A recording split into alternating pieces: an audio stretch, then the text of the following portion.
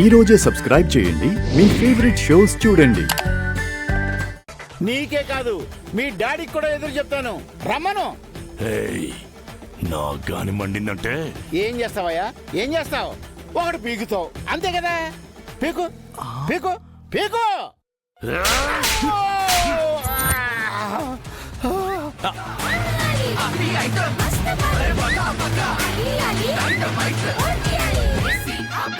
పంచిపడింది 10,000 guarantee.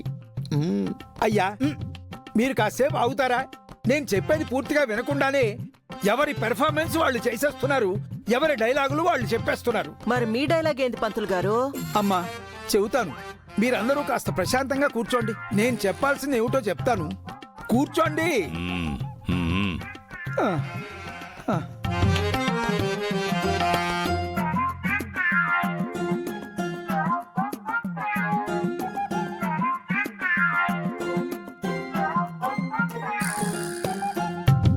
అయ్యా దివ్యమైన ముహూర్తం ఎల్లుండే ఉంది. అవును,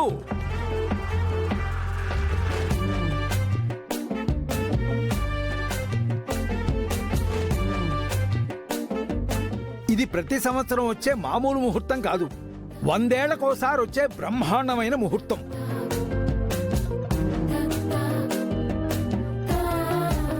ఈ ముహూర్తంలో ఎవరైతే పెళ్లి చేసుకుంటారో వాళ్ళ బొమ్మ సూపర్ హిట్.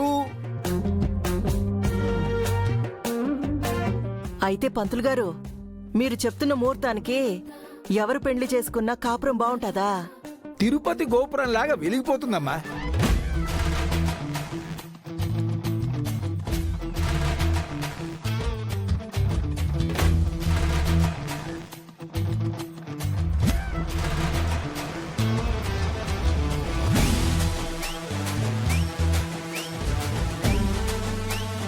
మీరు చేసుకున్నా మీ లైఫ్ సూపర్ హిట్.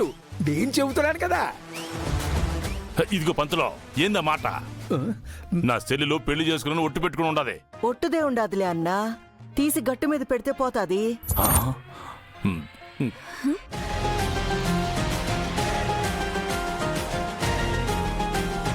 ఇదిగో పంతులో, నా చెల్లి పెళ్లి సంగతి తర్వాత ముందు మా అమ్మాయి సంగతి చూడు. నువ్వు చెప్పిన ముహూర్తానికే నా బిడ్డకి ఆదిశంకర్ రెడ్డికి పెళ్లి జరిగిపోవాలా, ఇది ఫిక్స్.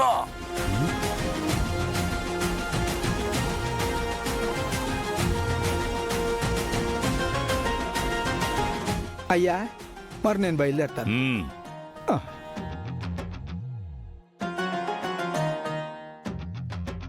రేయ్, మనందరం వెళ్ళి పెళ్లి ఏర్పాట్లు చేద్దాం పదండి.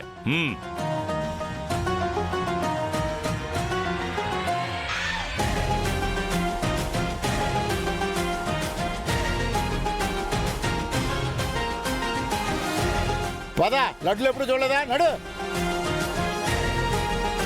దివ్యమైన ముహూర్తం అంట.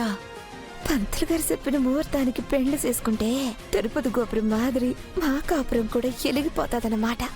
ఆ ముహూర్తానికి నాకిష్టమైనోడిని పెళ్లి చేసుకుంటే 100 ఏండ్లు సల్లంగా బతకొచ్చు. అమ్ము, ఈవిడ సిగ్గుపడతా ఉండాదంటే ఆ గదిలో ఉన్నాయని పెళ్లి చేసుకుందాం అనుకుంటుండదన్నమాట. ఇప్పుడు చిన్నమ్మాయి గారు ఈయన్ని పెళ్లి చేసుకుంటుందా, ఆయన్ని పెళ్లి చేసుకుంటుందా?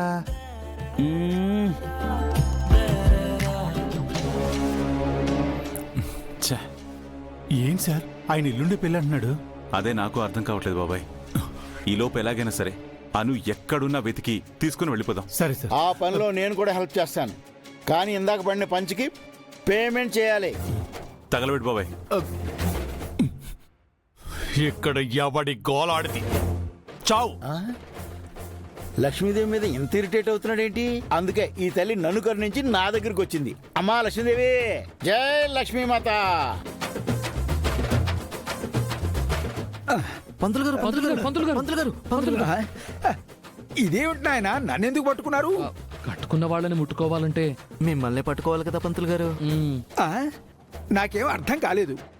మా ఇద్దరికి నిన్నే పెళ్లి జరిగింది. మీ ఇద్దరికినా? చిచి, మా అన్నదమ్ములిద్దరికి నిన్ననే పెళ్ళిళ్ళు జరిగాయండి. అలా చెప్పండి.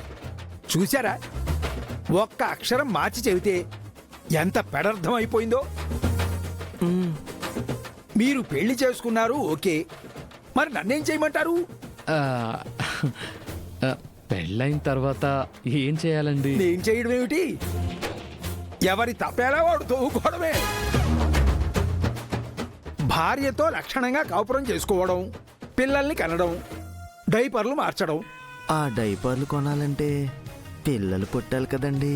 పిల్లలు పుట్టాలంటే కాపురం చెయ్యాలి కదండి. కాపురం చేయాలంటే శోభనం జరగాలి కదండి. అర్థమైంది. మీరిప్పుడు పట్టుకోవాల్సింది నా చేతులు కాదు. వెళ్ళి ఎవరినైనా డాక్టర్ని కన్సల్ట్ చేయండి.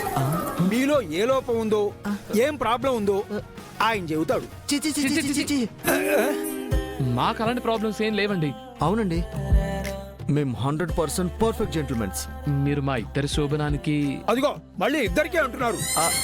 అబ్బా, నా పెళ్ళంతో నాకు, తన భార్యతో తనకి శోభనం చేసుకోవడానికి ముహూర్తం పెట్టండి. మీ రుణం ఉంచుకోం.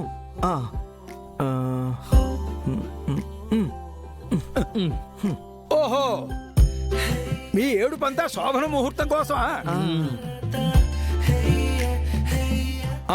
పేర్లు చెప్పండి. పెద్దారెడ్డి, శ్రావణి. సింగిరెడ్డి, సంధ్య.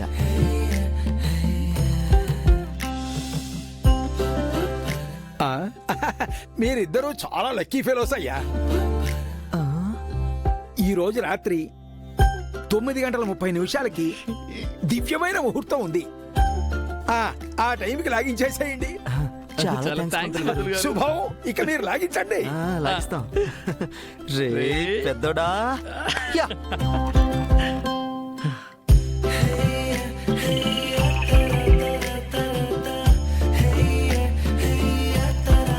అన్నయ్య బాధల్లో ఉండగా ఈ టైంలో మనం శోభనం చేసుకోవడం కరెక్ట్ అంటావా? ఆవేశంగా పంతులు గారితో ముహూర్తాలు పెట్టించేశాం, కానీ ఇప్పుడు ఆలోచిస్తే అదే అనిపిస్తుందిరా. పోనీ ఒక పని చేద్దామా? ఏంటి, క్యాన్సిల్ చేసుకుందామా? నువ్వు క్యాన్సిల్ చేసుకో, అన్నయ్యకి తోడుగా ఉండు, నేను కంటిన్యూ చేసుకుంటాను. ఏంట్రా అంటే నేనేమన్నా ఎదవనా? ఓ పని చేద్దాంరా, ఇద్దరం చేసేసుకుందాం, ఎవరికీ తెలియకుండా.